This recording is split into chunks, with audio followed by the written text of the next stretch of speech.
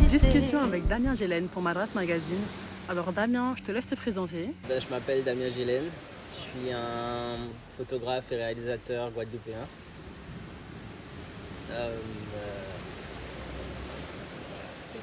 Ouais, tranquille. À l'instant où j'ai vu tes photos, j'ai vraiment ressenti comme une aura qui en dégageait. Selon toi, c'est quoi ta photo? Comment tu pourrais la décrire? Et c'est quoi un peu tes codes qui font qu'on te reconnaît dans ton art?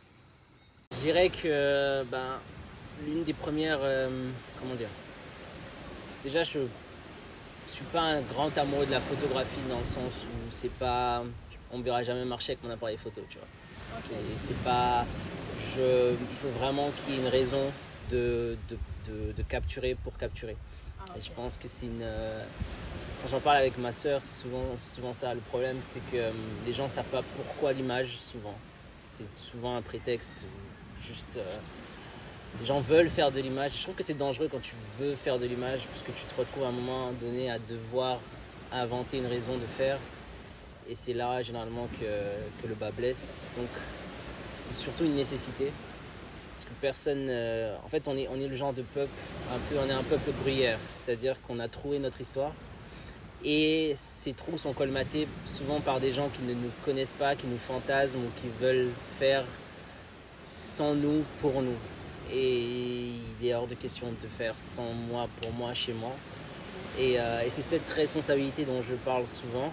C'est au bout d'un moment, il faut contrecarrer la vision de l'ennemi et il faut la faire nous-mêmes, tu vois. Donc c'est ça. Donc c'est jamais parce que je le veux, c'est souvent quasiment tout le temps parce qu'il le faut. Donc c'est une question de nécessité, tu vois. Ça change tout.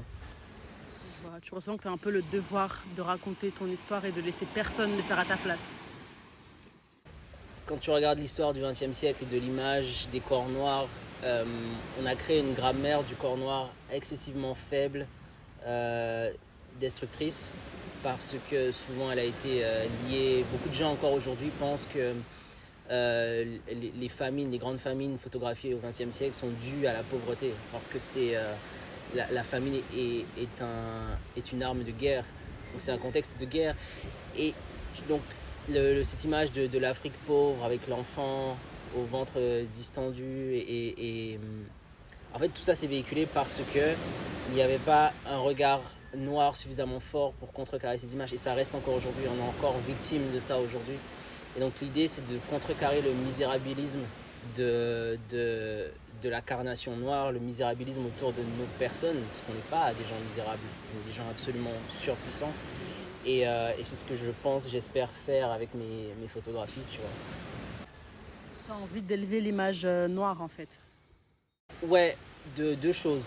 Nous rendre absolument dangereux et nous rendre heureux de détruire nos ennemis. C'est deux choses qui sont primordiales pour moi, tu vois. Parce que la misère noire, la tristesse noire, la mort noire, le cadavre noir, tout ça, c'est une grammaire qui est aujourd'hui... On est le peuple le plus facilement regardable une fois qu'il est mort, tu vois.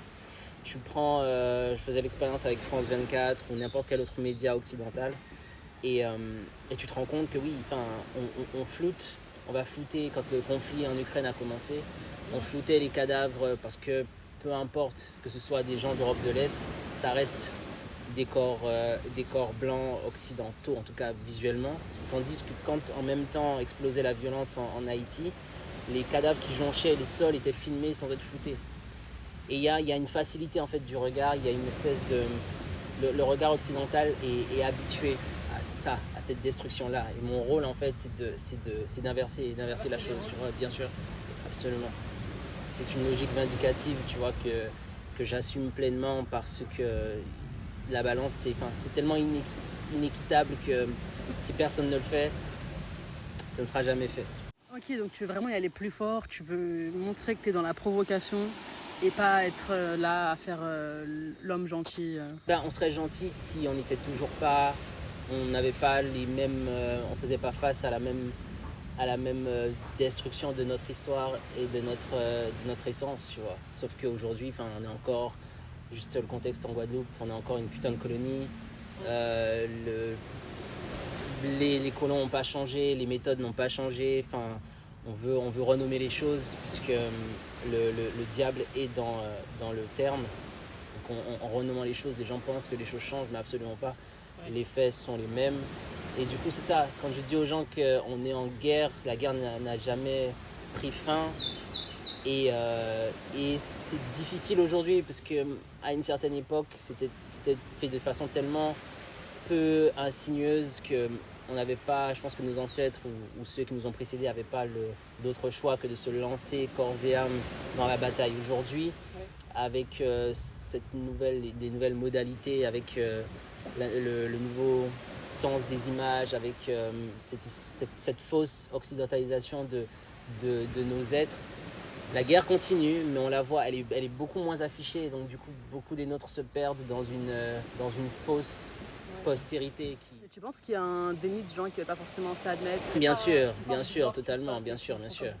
C'est le piège de l'Occident, c'est se dire, parce que j'ai accès à une sécurité sociale, ou parce que je peux manger McDo quand je veux, je suis à l'égal de ceux qui haïssent notre essence et qui ponctionnent nos talents, nos sols, etc. Alors que pas du tout. Okay, on ne sera jamais français, on l'a jamais été. Et l'Occident reste une puissance fondamentalement blanche et fera tout pour conserver ce prisme-là. Tu vois. Ok, alors moi dans le Madras Magazine, il y a un sujet que j'ai souhaité mettre en avant qui s'appelle Light Created from the Darkness, donc la lumière créée à partir du sombre. Parce que pour moi, j'ai une vision de la culture créole comme quelque chose de magnifique et de très lumineux, en fait, qui a été créé à partir d'événements violents, d'événements colonialistes et d'événements horribles. Et pour moi, aujourd'hui, il y a une lumière qui s'est créée parce que la musique qu'on a, la mode et les plats, et le fait que ça s'exporte dans le monde, pour moi, c'est magique. Toi, tu penses que la lumière, elle est toujours là? Tu penses que la lumière elle a jamais été? Qu'est-ce que tu en penses? La lumière est là. Et c'est ça en fait et je pense que c'est ce qui finalement fascine autant qu'il inquiète ce que j'appelle les autres. C'est qu'on a eu des siècles de retard. C'est-à-dire qu'on a mis notre histoire sur pause. Et pourtant, et pour autant, on définit encore tous les grands aspects culturels. Le problème de la culture, en tout cas quand il s'agit de nous, le problème de la culture, c'est qu'elle a ses limites. Et on ne peut pas s'arrêter. C'est pour ça que j'essaie de faire de la culture une arme, parce que si on s'arrête juste sur son aspect survivaliste, le fait qu'on ait survécu grâce à la culture, tu vois. La musique nous a sauvés, la danse nous a sauvés, l'image nous a sauvés. Il a fallu à un moment donné, ça, même la religion, je suis pas quelqu'un de religieux, mais c'est Ta-Nehisi Coates qui disait dans Lettre à mon fils, qui disait que même en étant contre la religion catholique, on ne peut pas nier le fait qu'elle ait sauvé énormément des nôtres, tu vois. Et ça reste de la culture, ça reste. On avait besoin d'auteurs qui écrivent autour de nos expériences, et tout ça c'était primordial. Ce qui moi pour moi en 2024 on arrive à la limite de ça, c'est-à-dire que il n'y a plus rien à dire qui n'ait été dit, il n'y a plus rien à écrire qui n'ait été écrit quand on fait la somme de ce qu'on a été. Maintenant c'est qu'est-ce qu'on va être, et c'est ça en fait, la culture doit rebondir, et elle doit rebondir dans son aspect le plus révolutionnaire possible si on veut passer à la prochaine étape. Elle a servi, la lumière comme tu dis, est-elle là? Ouais. La lumière a percé, elle nous a fait survivre, elle nous a fait créer des générations suivantes. Maintenant, à partir de là, pour moi, on est à la croisée des chemins. Il faut choisir une route, et c'est ça en fait. Quelle sera la prochaine étape de cette culture? Il faut qu'elle évolue. Pour toi, il y aura une révolution? Il faut absolument, c'est primordial. C'est primordial et c'est inévitable, de toute façon. Et par quoi elle passerait la révolution, Djoko? Toute révolution est d'abord culturelle. D'abord, elle est intime. La révolution est intime. C'est-à-dire que chaque personne doit, à un moment donné, prendre le temps de faire cette introspection, de trouver dans ses entrailles si tu veux, les pièges institutionnalisés, les pièges qu'on a plantés en nous, les croyances qu'il faut défaire, etc. Tout ça, je trouve que cette génération le fait plutôt bien. On nous a appris à se penser P-E-N, et se penser, P-A-N, les deux, relativement bien. Le problème, c'est comment on dépasse ça. Mais j'ai confiance en cette génération. J'ai confiance quand je vous regarde, vous, par exemple, tu vois. Je me dis, ok, ça va le faire. Mais voilà, une révolution est d'abord intime, ensuite elle est culturelle. Quels sont les artistes qui t'inspirent, qui, pour toi, arrivent à transmettre des messages? Ok. Alors je suis contre le message en art. Je suis pour la déclaration, tu vois. Je fais souvent l'analogie à Loni quand on parle. Je dis, si j'ai un message à faire passer, ça fait de moi un facteur, tu vois. Ça veut dire que je dois être là pour expliquer ce que j'ai voulu dire. Et pour moi, c'est l'échec de... Pour moi, l'art doit déclarer, c'est dire une chose. C'est une chose, tac, tac.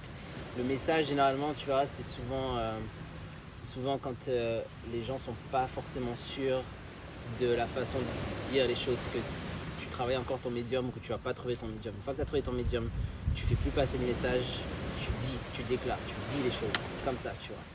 Après, les artistes vivants ou morts? Artistes du moment plutôt, pas forcément des En photographes. ce moment vivant, Pas forcément des photographes, artistes au sens large. ouah, ok, d'accord. Ok. T'es beaucoup inspiré par les photographes de guerre d'ailleurs. Oui, voilà. Pas forcément. Effectivement. Mais il y en a qui sont vivants. Il y a James Naquet, qui est un immense photographe. Bon, les gens disent ouais, photographe de guerre, même si c'est plus large que ça. Le photojournalisme, ouais, en général, ça va être un genre photographique qui va m'inspirer énormément de par son rapport direct à une forme de réel de qui on est. Même si le photojournalisme a posé problème pour moi, selon moi, pareil dans la grammaire de ce qu'il rapportait. Parce que si tu veux, à l'époque, les journaux,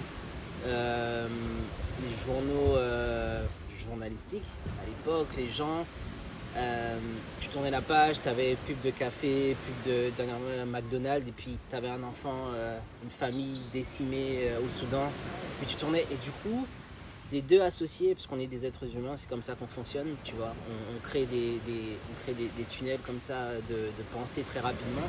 Du coup, on a désacralisé le corps de ces peuples, souvent qui étaient les plus pauvres et les plus démunis du monde. Et c'est un peu... Mais c'est pas de leur faute, ok. Le travail d'un photojournaliste, c'est de capturer un moment. Donc ouais, James Naquet.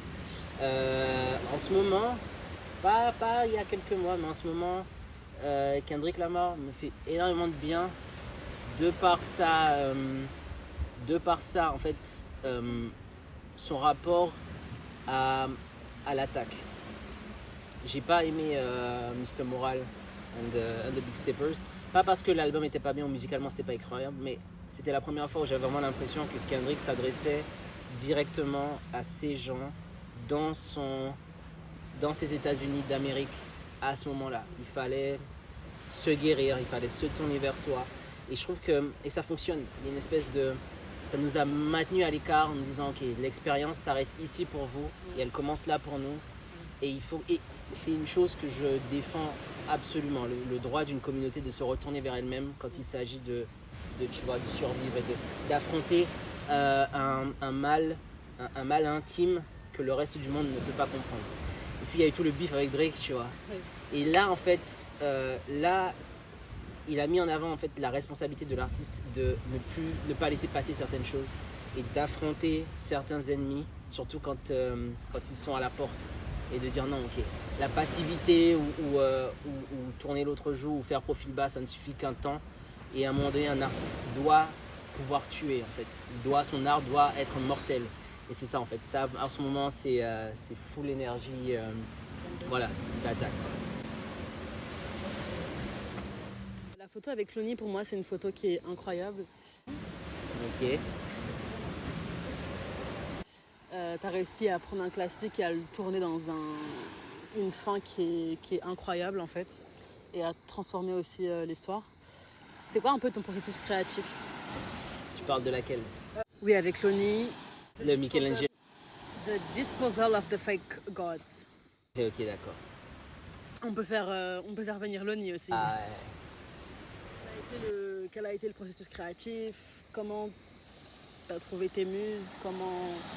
t'as eu l'idée qui est magique. C'était quoi un peu le processus? Yes sir. Ben, alors déjà c'était sûr que c'était avec Loni, dans le sens où physiquement, je peux d'abord parler physiquement. Physiquement, Loni, et il fallait que cette photo soit absolument iconique. Parce que des réécritures de la création d'Adam, donc de Michel-Ange, Chabès Sixtine, il y en a eu des milliers et des milliers. Et comme je disais à Loni, l'idée c'était pas de réécrire, mais plutôt de cracher le truc. C'était, la scène est là, et ces personnages noirs, donc Loni et Joyce, apparaissent et corrigent en fait ce mensonge de l'histoire. Et c'est ce que je disais par, pas un message, mais une déclaration. La déclaration est simple, c'est un mensonge, vous mentez, vous n'êtes pas Dieu et sa représentation. Et le prix du mensonge, c'est la mort, c'est la mise à mort. Je pense que la violence a été, l'aspect violent des choses, de toute chose, a été, si tu veux, a été réécrit pour que les populations comme nous, la plus grande peur des élites, la plus grande peur des gouvernements, c'est qu'on use de la violence contre eux, comme l'expression "eat the rich". Donc il a fallu réécrire entre les lois, les droits, entre les textes de loi pour nous maintenir dans une espèce de passivité. On nous a fait croire que la violence était forcément une destruction de l'âme humaine, alors que pas du tout. Tout est violent. La nature est par définition un acte violent. La naissance est violente, la mort, tout est violence. Et donc je disais à Loni, ça va fonctionner, mais pour que ça fonctionne, il faut que ce soit monumentalement beau. Parce qu'il ne faut pas que les gens aient un rejet, même si les gens n'ont pas l'habitude de voir des corps blancs, justement, détruire justement la narrative du corps noir meurtri. Il a retourné sur sa tête, pas de tristesse noire. Les personnages sont heureux de cette vendetta. Ils ont vraiment l'air forts, surtout Loni, ils ont vraiment l'air très très forts. Il est fort, ils sont forts parce qu'il n'y a pas d'armes en fait, tu vois. On sent que tout est un rapport physique. La puissance est physique. J'aurais mis une arme, on dit bon d'accord, j'aurais mis un sabre, un truc comme ça. Non, tout est un rapport absolument physique, de corps à corps, de chair à chair en fait. Et on inverse justement cette notion de fragilité de la carnation noire et on la rend en fait aux vrais êtres qui selon moi ont montré à travers l'histoire leur fragilité, qu'elle soit sociale ou politique, par leur cruauté. Et donc on revient comme ça, on tue le truc. Et comme je dis à Loni, l'art c'est bien, mais il faut que ce soit fun, il faut que ça ait de la gueule, il faut que ce soit badass. C'était le mot, vraiment. Parce que comment détruire le misérabilisme? Il faut absolument, comme le cinéma est un divertissement, la photographie dans cette forme est un divertissement. Si c'est pas fun, si à un moment donné c'est pas juste cool de voir ces figures là, de voir un Loni avec Adam sous le bras qui tient sa main, c'était fun, c'était marrant pour nous, tu vois. C'était comment crash le truc, comment faire en sorte qu'on ne dise pas surtout on veut votre place, parce que c'est ça le problème. Tu as des artistes comme Harmonia Rosales, une peintre dont je respecte pas mal le travail, même s'il y a des choses qui sont un peu qui avait fait une itération du tableau. Elle avait remplacé les figures par des femmes noires. Le problème en fait de ça, c'est que ça envoie pour le coup un mauvais message. On dit en fait aux autres, à ces autres-là, on envie cette place, ok? Et c'est ça le problème. On ne peut pas envier une place de domination, on ne peut pas envier une place de cruauté, on ne peut pas leur dire on veut être vous. Ce serait le plus grand piège et c'est le piège de beaucoup d'artistes quand ils essayent surtout les artistes racisés, ils pensent bien faire. Il n'y a rien de pire que penser bien faire, tu vois. Penser bien faire. Penser bien faire est une erreur. Penser et faire, c'est tout ce qu'il faut faire, tu vois. Et c'est ça en fait. Et donc, la photo renvoie pas le oui, on veut votre place, parce que j'aurais pu mettre Loni face à machin. Non, c'est on corrige, on vous corrige, vous avez besoin d'une correction. Et putain, on a exposé donc à New York, et la réponse des Blancs à New York était absolument cruciale. Il y a quelqu'un qui m'a dit merci parce qu'on en a besoin. On a besoin d'être corrigé, on a besoin d'être puni. Et il y a une forme de catharsis en fait dans cette nouvelle, de ce qu'on essaie de démocratiser, la destruction du corps blanc, parce qu'elle est légitime et ils le savent, parce qu'ils n'ont jamais payé le prix de l'histoire, jamais, à aucun moment. Et Loni, pour revenir à lui, pourquoi c'est ma muse, pourquoi lui, parce que Loni a dans sa physicalité, il a ce pouvoir en fait, sans tomber dans les tropes de la masculinité noire ultra codifié de l'homme noir qui est forcément un homme, l'homme brut dont les récits ont compté. Le nid vient en fait comme un antidote. Et sa puissance est d'autant décuplée que personne ne doute qu'il est capable de détruire à main nue Adam dans cette représentation, tout en étant cette espèce d'antidote à une forme préécrite du corps noir tel qu'il est dans sa virilité, qui est encore en plus une écriture coloniale, qui est une écriture mandingue de voilà la façon dont un bon homme noir, si on veut qu'il puisse se reproduire et tenir une plantation, doit être. Et le nid est l'antidote à ça. Et toi, Loni, comment t'as accueilli l'idée, comment t'as reçu le projet? Est-ce que t'as directement adhéré ou pas? Comment t'as senti l'expérience quand il vient de te montrer le projet? Qu'est-ce que tu te dis? À quoi tu penses? Bah alors moi, honnêtement, déjà ça vient d'abord par la rencontre avec Damien. Et c'était tout nouveau pour moi. Parce que c'est quand même grâce à Damien si certaines portes me sont ouvertes actuellement. Et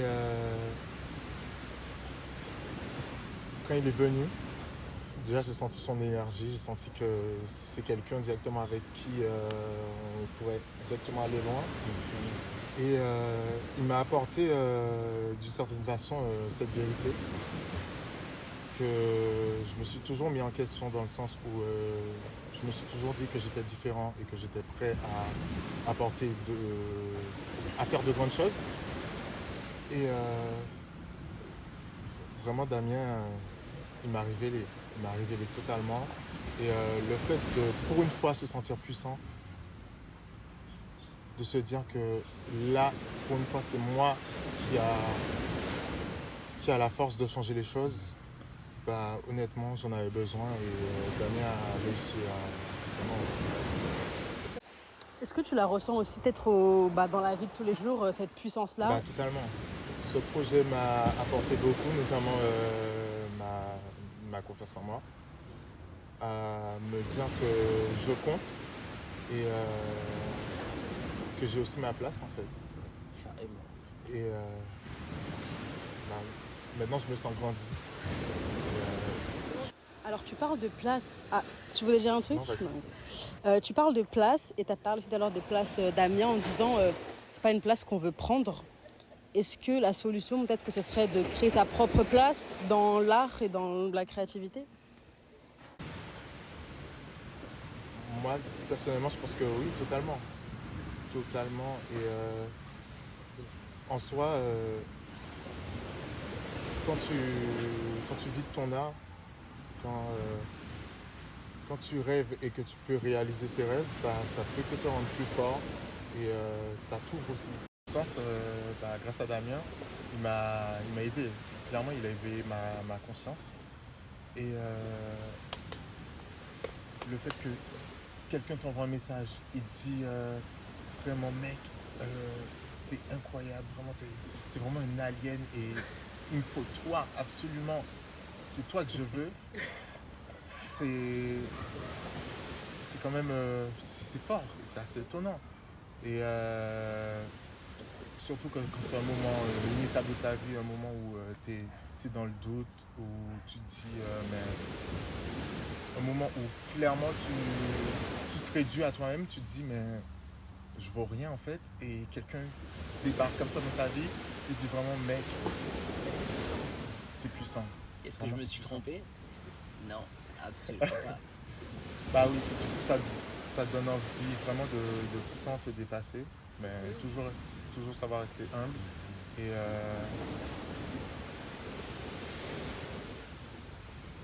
et de voir plus loin. Ouais, c'est vraiment fou. Enfin, on dirait vraiment que Damien t'a apporté une confiance en toi grâce à ce premier projet. Qui t'a permis de faire d'autres projets derrière. Et tu t'es dit, si lui, il a vu ce potentiel-là, c'est qu'il existe et c'est que d'autres peuvent le voir, au final. Ok. Donc, pour revenir sur vraiment le processus créatif, est-ce que t'es parti du tableau qui t'a inspiré? Est-ce que t'es parti d'une envie de déclarer quelque chose? Quel a été le chemin pour arriver en fait à cette œuvre incroyable? Ok. Ok, en fait, je suis retombé sur une photo une photographe qui s'appelle, elle s'appelle Alice Harris. Et c'est une photographe britannique qu'on avait envoyée donc dans le Congo belge photographier le peuple congolais pendant donc la domination des Belges et du roi Léopold II. Et elle a pris donc toutes ces photos qui sont maintenant des archives de ces corps noirs de tous âges, avec les membres sectionnés, avec les moignons et tout, et dont une photo, c'est sa photo la plus célèbre, de ce père qui regarde le pied et la main de sa fille parce qu'elle n'a pas, en gros le quota n'avait pas été rempli. Donc ils ont coupé, donc il regarde il regarde ce qui reste de sa fille, il regarde les restes de sa fille, parce que je pense qu'elle était encore vivante, autre part. Et en fait, la composition, je regarde la compo avec ma soeur, je dis putain, pourquoi ça me fait penser à quelque chose? Le père qui regarde comme ça, qui est de profil et tout. Et je regarde pendant une journée, ça me travaille, je dis mais c'est pas possible, parce que c'est une photo documentaire, donc c'est pas une composition, c'est pas... Et je dis putain, le père qui regarde le membre, enfin, je dis mais c'est la création d'Adam, de Michelangelo et tout. Et j'étais content, en fait ça a fait ça, j'étais ultra content de trouver, en fait j'étais là ok ça y est, et ensuite c'est redescendu, je me suis dit putain. Il y a la chapelle Sixtine où sous la commande du pape au XVIe siècle, on demande à Michel-Ange de peindre Dieu et la représentation de Dieu. Donc l'arme en question c'est Dieu est blanc, son fils est blanc, donc comme il a fait l'homme à son image. Donc en gros les hommes de Dieu sont blancs. Donc, ça là ensuite ça a été donc véhiculé parce que la religion est pour moi c'est presque un virus du langage. C'est très facile en fait pour contaminer les masses. Et ensuite donc on accepte tous collectivement que ceci est la représentation de Dieu et donc qu'est-ce que ça fait de nous, tu vois. Et ensuite quand je regarde le rapport noir à la chose, je vois un père de famille qui regarde le pied et la main coupée de son... Et je fais ok d'accord, on va prendre ça, ce noir et blanc, on va aller chercher du côté de la mode, du côté de Peter Lindbergh, tu sais, quand il photographiait Naomi Campbell en maillot de bain blanc. Enfin, je dis, on va reprendre cette esthétique-là pour faire vraiment un super fuck. Et ensuite, on va crash le tableau. On va crash, certes, on va prendre cette arme et on va la désamorcer avec la violence, avec la puissance de Lonnie et de Joyce. Et je me souviens, ma soeur m'a fait comment, tu vois. Parce qu'en fait, pour que ça fonctionne, il faut que le blanc soit une partie intégrante de l'œuvre, du travail. C'est absolument important. Je suis contre la dénonciation en art. De dire oui, regardez ce qu'ils nous font, on est machin, toute la représentation esclavagisée de notre image, où on va avoir des performances, où des gens qui vont se mettre des chaînes, tout ça, pour moi, c'est des foutaises. Oui, mais c'est exactement ça. Même les films comme 12 Years a Slave, où finalement on réitère cette violence-là, tu vois, où Steve McQueen, cet enculé, il a quand même fouetté Lupita Nyong'o pendant 8 minutes dans son plan séquence. Et on sort du film et on se dit putain ok, oui, ils ont dénoncé, mais j'avais pas besoin que Steve McQueen le fasse, déshabille véritablement, même si c'est un jeu, un acte, déshabille à nouveau Lupita et la fasse traverser cette violence-là pour me rendre compte que oui, ok, l'esclavage était un crime contre l'humanité. On n'a pas besoin de ça aujourd'hui. C'est soit on est juste envers nous-mêmes, soit on se tourne vers nous, on laisse ça de côté, soit quand on en parle, on est vindicatif, on corrige l'histoire. Et tu me parlais d'artistes dont j'aime beaucoup le travail. Quentin Tarantino dernièrement a utilisé le cinéma pour corriger l'histoire. Il a fait Inglourious Basterds où il tue Hitler, ok. Il a fait Django Unchained où il détruit la plantation à la fin. Il a fait Once Upon a Time in Hollywood où il sauve Sharon Tate qui a vraiment été assassinée. Il utilise l'art pour corriger l'histoire. Je dis au film, ma soeur, je dis mais on va faire la même chose. On va corriger l'histoire avec l'art. C'est la seule chose qu'on maîtrise. Donc si en plus on est pieds et mains liés alors qu'on maîtrise, on est complètement libre, personne ne nous attend et qu'en plus de ça on se codifie encore pour nous faire être des victimes pour que... En plus la dénonciation elle sert à quoi? Tu dénonces ton cas à qui? Il n'y a personne pour nous entendre. Personne va se dire oh mon Dieu ces pauvres nègres, go, on va les aider. Personne dit ça, tu vois. Et donc du coup la dénonciation ne sert à rien en art. La dénonciation c'est un message et c'est encore une façon pour nous de nous détruire dans de nouvelles images. Et il était hors de question. Quand j'ai vu ce chef-d'œuvre de création qu'est l'Oni, et je dis ça vraiment pas pour te faire plaisir parce que tu es à côté de moi, mais tu as été crafté, c'est-à-dire que tu es unique, il n'y a rien en toi qui résonne autre part. Je me suis dit, ok, je ne veux pas juste photographier l'Oni parce qu'il est beau, il faut qu'il devienne une icône. Et c'est exactement ce qu'il est devenu dans l'œuvre, parce que je ne voulais pas non plus trouver un cliché d'un homme noir pour détruire un corps blanc. Il fallait que ça se passe par une anomalie, et c'était l'Oni. L'Oni a compris, et surtout personne ne met en doute sa puissance. C'est ça, c'est primordial. Tu peux faire je sais pas moi, David contre Goliath est un récit de fiction dont on perçoit toutes les limites. On y croit si on veut. Mais on peut douter de ce mec qui défait un géant. Ok, l'Oni, on n'en doute pas, tu vois. Et c'est ça en fait. Et c'est pour ça que la photo fonctionne. Au-delà de l'aspect visuel, du détail, etc. C'était vraiment absolument putain de primordial. C'est pour ça que ça marche. Okay. Alors, tu as parlé de références mode avec Naomi Campbell, Peter Lindbergh, c'est ça. Ouais. Est-ce que tu trouves que la mode dans les Caraïbes ici et en Guadeloupe, elle reflète la culture, elle reflète le passé? Tu trouves qu'elle a un impact? Enfin, qu'est-ce que tu en penses? Alors, c'est pas forcément... je suis pas un expert en mode ici, dans le sens où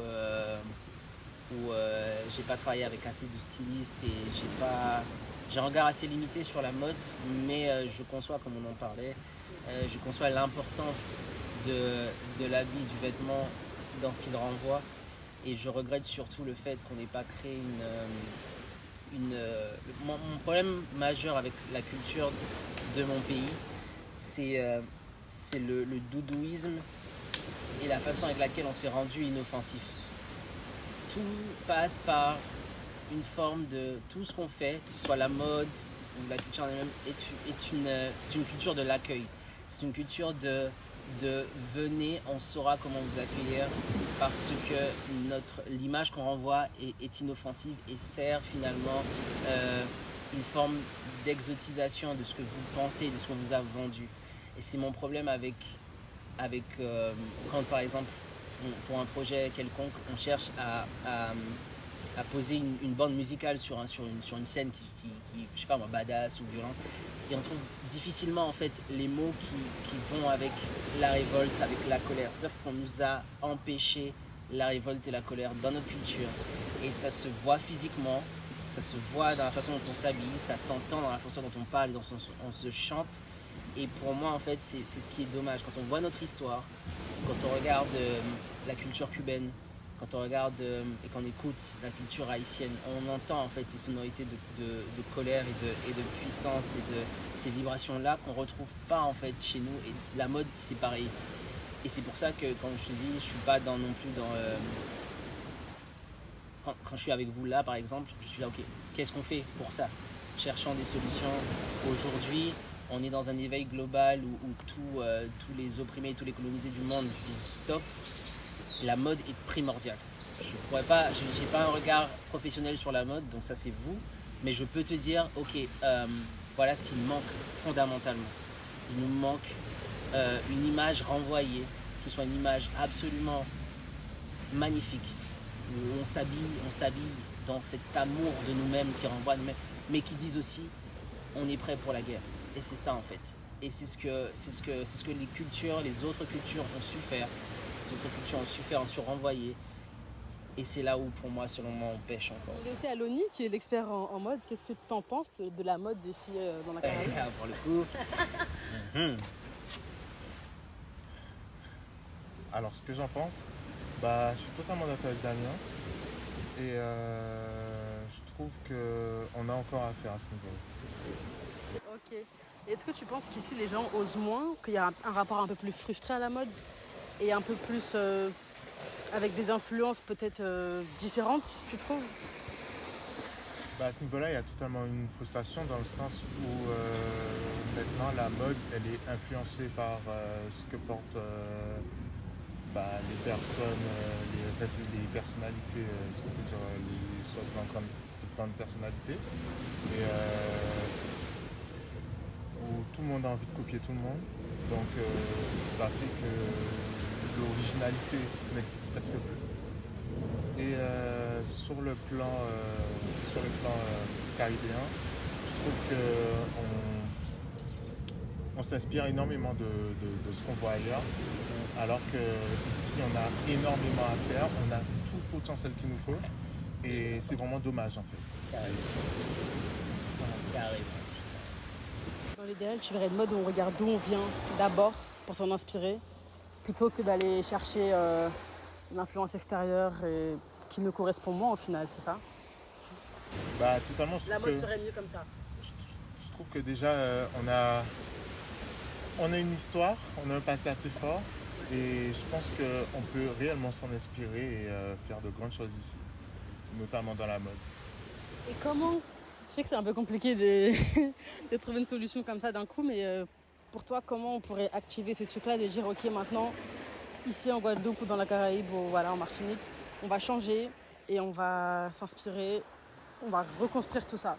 Comment on pourrait faire? En toute honnêteté, je pense que ça prendra énormément de temps, parce qu'il y a aussi cette mentalité qui fait que dès que tu commences un nouveau truc, bah, ça va pas forcément plaire à tout le monde. Il y aura énormément de jugements.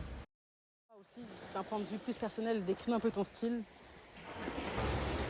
Niveau style, je suis tout simplement moi-même, donc j'ai pas un style en particulier. J'ose, c'est tout simplement. Parce que c'est ça aussi, la vie, il faut oser, il faut savoir prendre des risques.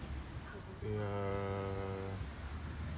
quand tu as pleinement confiance en toi, bah, tu fais pas attention au jugement et tu peux être qui tu as envie d'être, tu peux porter ce que tu as envie d'être. C'est toi et toi en fait. Et c'est important, je trouve que c'est vraiment important. Ok, c'est incroyable. Et qu'est-ce que le Madras, hashtag Madras Magazine, qu'est-ce que le Madras te rappelle? Qu'est-ce que cet élément iconique de la mode caribéenne t'évoque?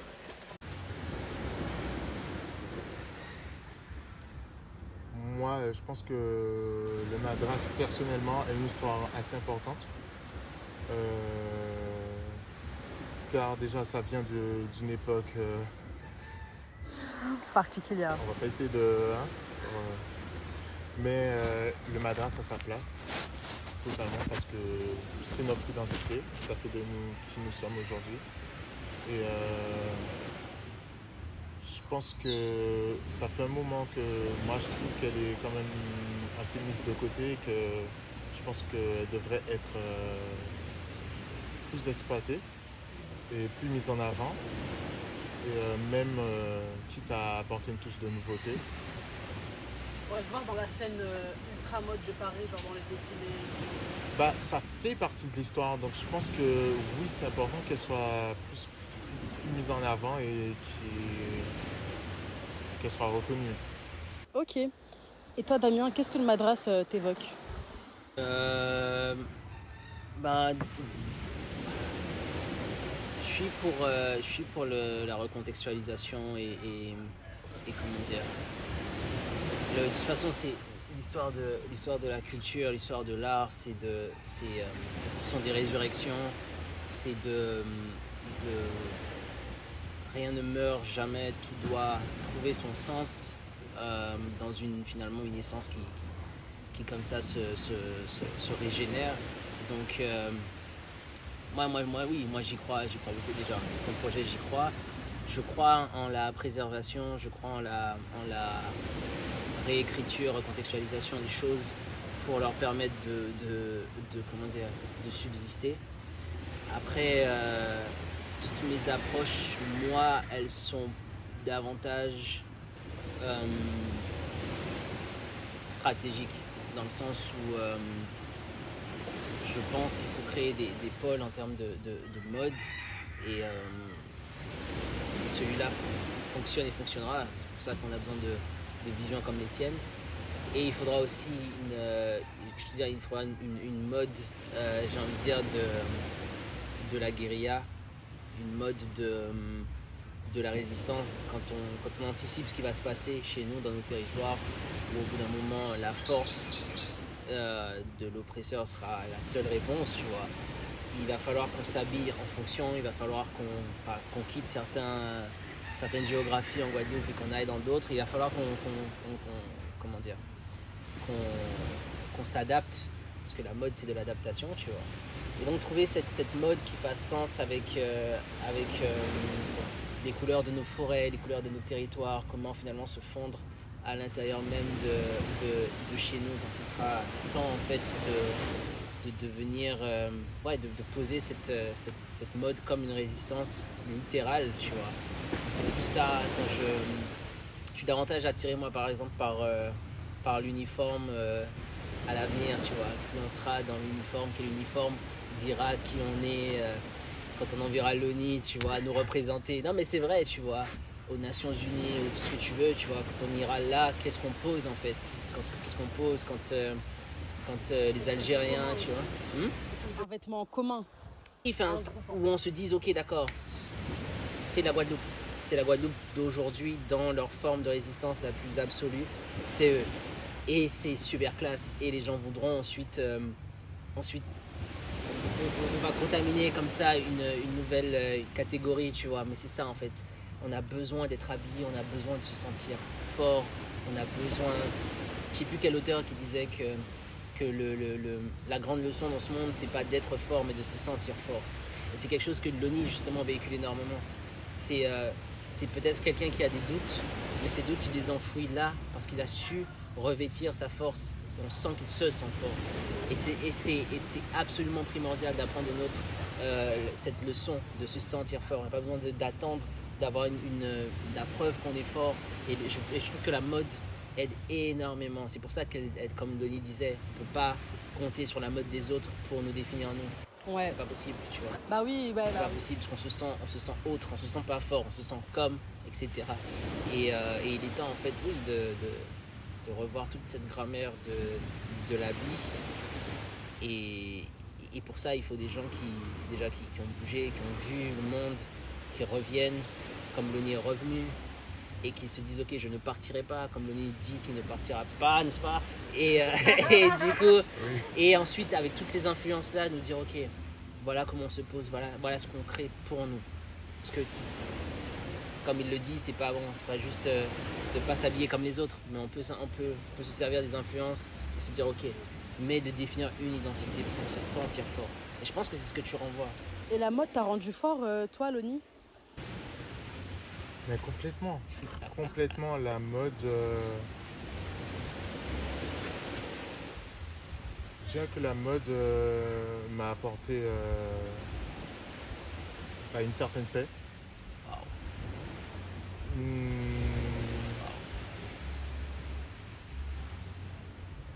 La soif d'oser surtout. Et de montrer qui je suis parce que je suis quand même quelqu'un d'assez introverti, d'assez fermé. Et la mode m'a ouvert les portes, m'a fait rencontrer les bonnes personnes. Donc c'est vraiment mon exutoire, la mode. Merci beaucoup, Loni. C'est fort que la mode t'ait apporté. Merci à toi. On va continuer avec Damien. C'est un plaisir. Ok, ça marche. Super. Pour toujours rester dans la mode, il y a une robe incroyable avec ce projet-là, avec Camille. Une robe avec du coup des cagoules du Ku Klux Klan. De cagoules du Ku Klux Klan. Qui m'a marquée. C'est une image qui m'a beaucoup touchée par sa justesse. Ouais. C'est à la fois beau, c'est engagé et puis la robe elle est unique. Est-ce que c'est une robe que tu verrais passer en défilé, une robe que tu verrais bien aussi prendre vie?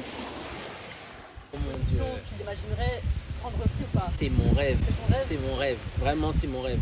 C'est la seule, pas la seule, mais c'est la première fois où, justement, avec Camille, on en parlait et elle me disait, mais il faudra la faire cette robe et il faudra il faudra la faire comme tu l'as faite. Il faudra qu'on sente les corps en dessous.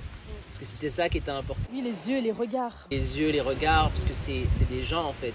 Et si tu veux, la déclaration justement de cette photo, c'était que c'est ça, justement le vêtement est une peau.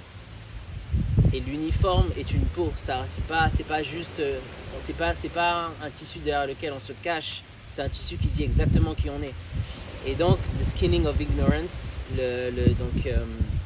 l'écorchage en fait de l'ignorance, c'était pour dire voilà, c'est pas, je ne vois pas cette branche de la blanchité comme étant des gens qui, pour moi c'est exactement qui ils sont. Ce préjudice-là, ce racisme-là, cet extrême-là définit ces mecs.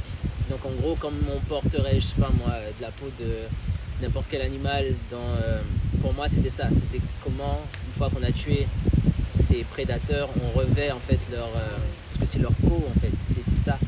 Et donc du coup, ouais, putain, même si le Ku Klux Klan se fait beaucoup moins... il est beaucoup moins...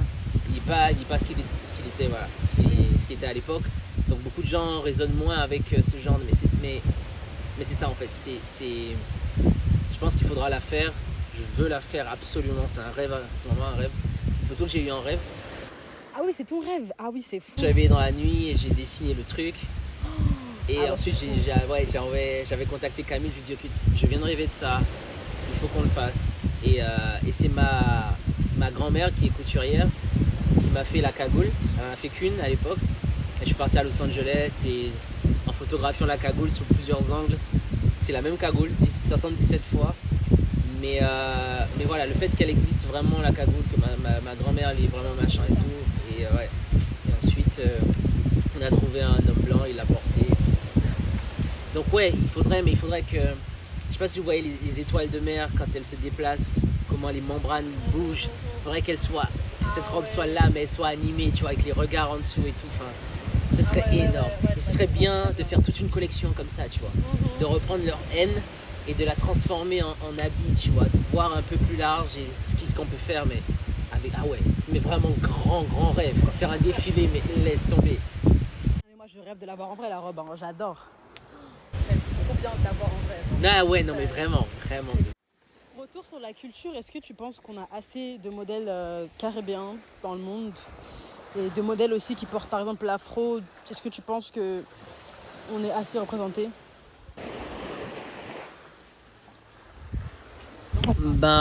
Alors j'ai envie de dire oui, ce que j'appelle les 10 ans d'afro-punk. Entre 2010 et 2020, il y a une espèce de résurgence de la fierté noire que je déplore beaucoup dans le sens où pour moi c'était une fois que le terrain a été suffisamment nettoyé, qu'il y a une espèce de fétichisation de tous les traits négroïdes, que ce soit l'afro, que ce soit la peau noire, et les gens pensaient qu'avoir un modèle noir, souvent dark skin ou avec un afro, c'était suffisant pour avoir un propos politique. On a politisé l'afro, on a politisé à une époque où c'était safe, où il n'y avait plus de risques à prendre, et c'est devenu excessivement dangereux puisque c'est devenu inoffensif. On a vidé de toute substance en fait. Et aujourd'hui, je suis à une époque de ma vie où je ne sacralise plus l'afro comme on a pu le faire, ou quand il était vraiment un dispositif politique couillu, tu vois, ou vraiment dans les années 60, 50, pendant la ségrégation, où tu lâchais ton afro, où ça avait vraiment du sens. Ce que les femmes iraniennes font aujourd'hui, tu vois, par exemple, lâcher leurs cheveux, qui est politique maintenant.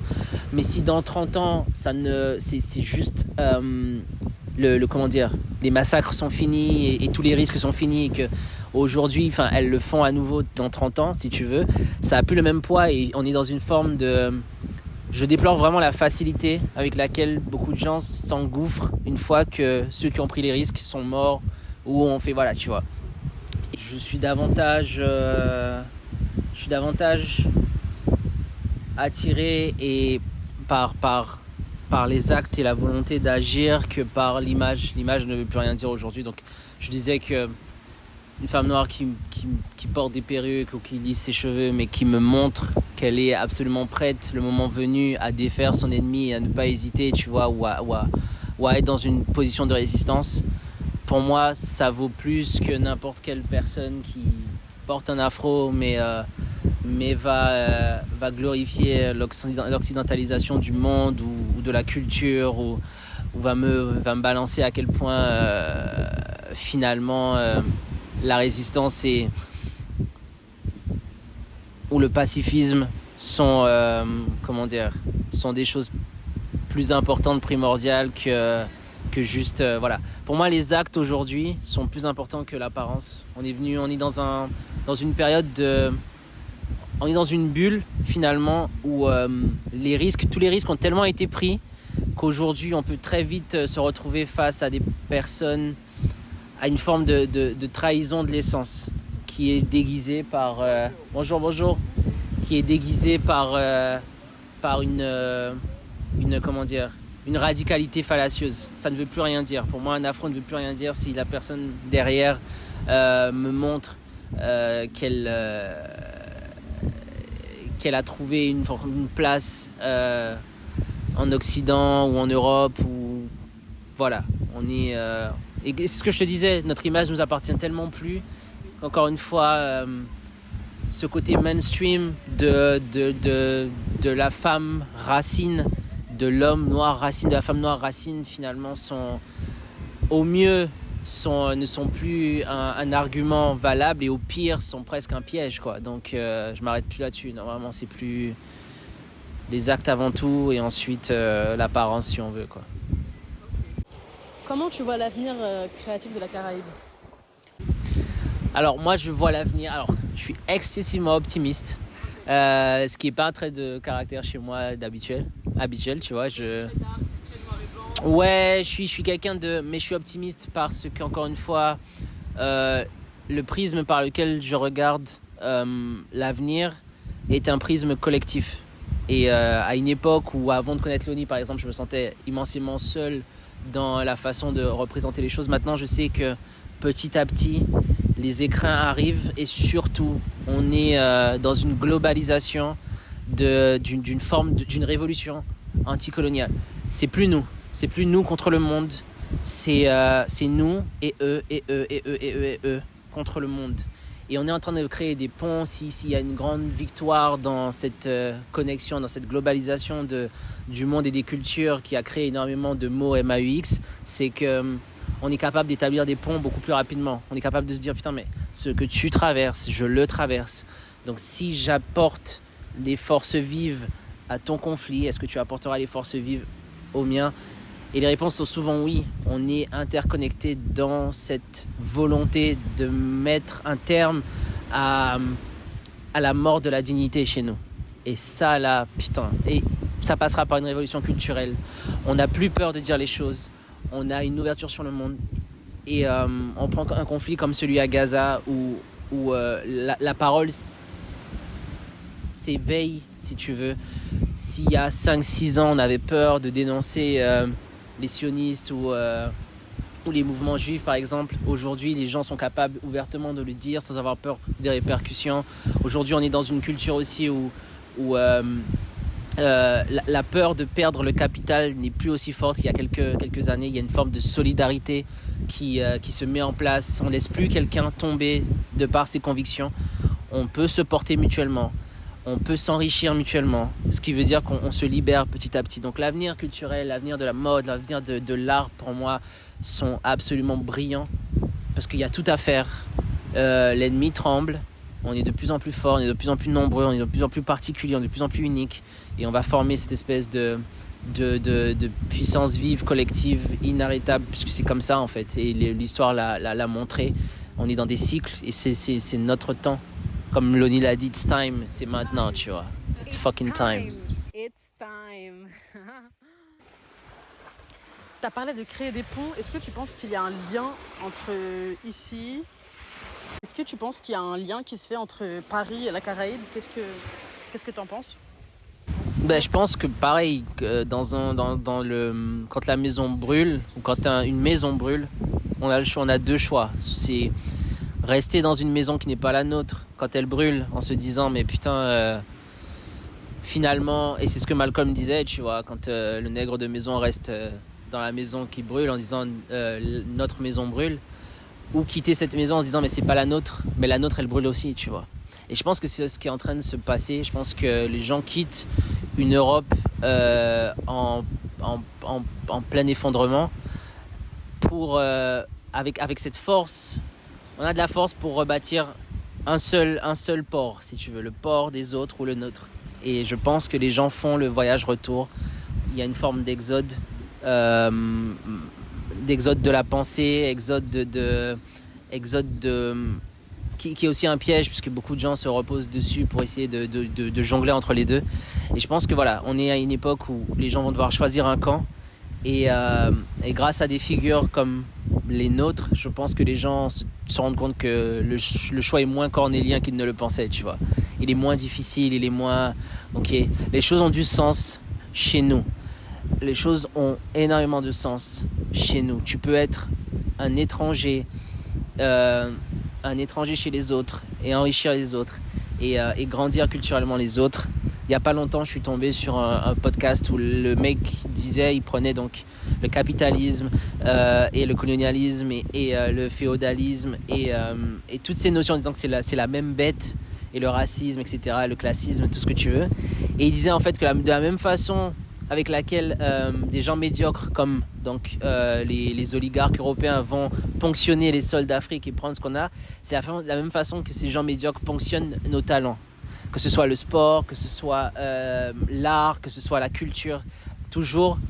Et c'est pour ça que je me suis jamais réduit quand t'es un pote ou je sais pas moi, travailler pour Louis Vuitton ou parce que on est dans le capital et dans la ponction du talent. C'est la même chose. Quand on regarde Nestlé voler et ponctionner les sols et voler l'eau, etc. C'est la même façon que Bernard Arnault ponctionne des talents parce que ces gens-là sont fondamentalement médiocres. Ils sont très forts pour capitaliser. Ce sont les rois pour ça et c'est pour ça que ils sont si puissants. Mais les talents, c'est nous. Et le talent est une ressource. C'est presque une matière physique voilà. De la même façon qu'ils vont poser des pétroliers, ils vont les mettre un peu partout dans le monde. C'est la même façon avec laquelle ils nous regardent, nous payent, nous prennent notre vision, la tournent vers la leur pour capitaliser et ensuite nous jettent et prennent le prochain. Et je pense qu'à un moment donné, ils en auront de moins en moins parce qu'on va créer de nouvelles marques, on va créer une nouvelle forme de capital, on va créer en fait une forte demande pour nos talents et nos talents vont revenir chez nous et créer pour nous. Et définir pour nous, designer pour nous, écrire notre sonorité, etc., etc. Il faut absolument qu'on comprenne cette forte machination parce qu'elle est là et elle nous vole de nos talents. Ces mecs-là, souvent, reviennent pas. Ils vont shooter pour, machin, etc. Et ils reviennent pas ensuite. Ils deviennent des blancs. Ils deviennent blanc, c'est un concept, tu vois. Le blanc européen, c'est un concept. Les gens sont machin, tout, mais c'est un absolu concept. Au début du XXe siècle, quand les élites blanches avaient besoin d'effectifs, ils ont fait venir cette immigration massive d'Européens, donc d'Italiens, d'Espagnols, etc., qui ne se définissaient pas comme étant des masses blanches. Il a fallu écrire le concept. Et en fait, quand ils sont arrivés aux États-Unis, à Ellis Island, à New York, on leur a dit maintenant vous faites partie de cette communauté, vous ferez front et vous vous mélangerez. Blanc est un concept et toutes les célébrités noires hollywoodiennes ou les chanteurs, les Beyoncé, ce sont des blancs. Ils sont devenus blancs parce que c'est un concept et c'est le piège quand on se laisse ponctionner nos talents. On les perd à jamais. Et il faut absolument qu'on construise, qu'on soit prêt à les accueillir parce que je peux comprendre que tu mènes une espèce d'existence créative ailleurs et ça fonctionne, tu peux explorer sans limite et on te demande de revenir en Guadeloupe là où tu seras abrité, je peux comprendre. Donc c'est notre responsabilité de créer un terreau fertile pour pouvoir accueillir ensuite nos talents, mais il faut absolument qu'on les récupère parce que l'autre côté c'est les perdre à jamais, quoi. C'est vrai, la réflexion elle est dingue. Pour finir, est-ce que tu aurais peut-être des projets en ce moment dont tu veux nous parler en avant-première? On va lancer une marque. On va commencer à travailler avec Loni. On veut créer un studio créatif, pareil, dans cette même logique que je viens d'énoncer. Il faut qu'on crée un terrain fertile pour récupérer nos talents. On va commencer et on va pousser cette révolution culturelle qui va ensuite être une marche de plus vers la révolution telle qu'on l'entend. Et puis il y a ce long métrage qui est le plus grand projet de ma vie, qui je l'espère, d'ici 1 an et demi, sera sur les rails. Encore une fois, je j'ai pas de volonté d'être dans l'industrie cinématographique. Je veux faire ce film parce qu'il faut qu'il sorte, il est immense. Et après, je pourrais m'arrêter et regarder les générations qu'on aura portées, peut-être se lancer en politique pour chez nous. Enfin, voilà quoi. Mais ouais, il faut qu'on soit dans l'action et voilà. Merci beaucoup Damien. N'hésitez pas à aller suivre sur son Instagram @DamienGélène pour suivre ses projets en cours et ce qu'il a déjà pu faire. Son portfolio aussi qui est disponible dans sa bio. Et à nous suivre aussi nous, Madras Magazine. Voilà, c'est une première édition, on est super contents. Merci pour l'écoute. Et bye bye.